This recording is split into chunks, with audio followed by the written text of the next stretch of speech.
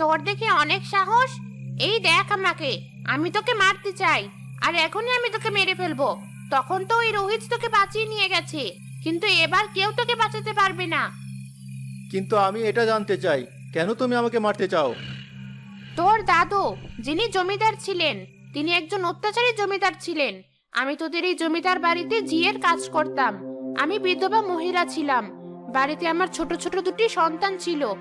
একদিন শুধু আমার হাত থেকে খাবার পড়ে গিয়েছিল, আর এই সামান্য কারণে আমাকে ছাদের ওই কুটির ঘরে আটকে রাখে দিনের পর দিন।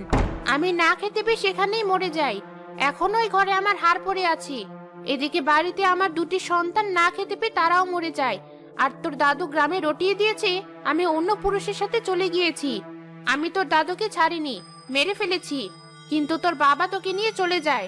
পরে একবার যখন তোর বাবা এখানে আসে, তাকেও আমার হাতে মরতে হয়েছে। আর এবার তুই, তোকে মেরে আমি আমার প্রতিশোধ পূরণ করব। কিন্তু আমি তো কোনো দোষ করিনি। তুমি নিজে যে অন্যায়ের শিকার হয়েছো, আবার তুমি নিজেই সেই অন্যায় করতে চাইছো। আমি কাল সকালে তোমার সেই হাড়গুলো নিয়ে কবর দিতে চাই, তারপর না হয় তুমি আমাকে মেরে ফেলো। আমি আমার দায়িত্ব পালন করতে চাই। তুমি কি আমাকে সেই সুযোগ দেবে? হ্যাঁ দেব। তোর কথা আমাকে মুগ্ধ করেছে।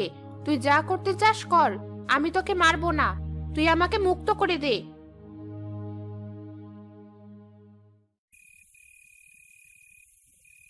এ কি, এত রাতে তুমি কোথায় গিয়েছিলে?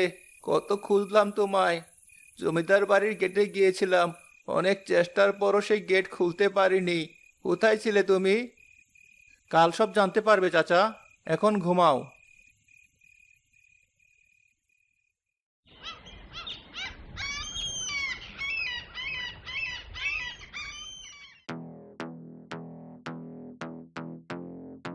চাচা, উপরে ওই ঘরে কিছু হার আছে, সেগুলো এনে কবর দিতে হবে। অনেকে মিলে সেখানে গিয়ে হাড়গুলো নিয়ে এসে জানাজা করে কবর দিয়ে দেয়। এখন থেকে এই জমিদার বাড়িতে আর কোনো ভয় নেই। গ্রামের সকলকে সত্যি কথা জানিয়ে দেওয়া হয়। সুলতান তার সম্পত্তিও বিক্রি করে দেয়। চাচা, আমি আসি। আপনাকে অনেক ধন্যবাদ। আপনি আমার জন্য অনেক কষ্ট করেছেন। সময় করে একটু শহরে গিয়ে ঘুরে আসবেন। আর কটা দিন থেকে যেতে বাবা? আর থাকা সম্ভব নয়। ওদিকে তাহলে ঝামেলা হয়ে যাবে। পরে এক সময় আপনার বৌমাকে নিয়ে ঘুরে যাব। ঠিক আছে বাবা, সাবধানে যেও।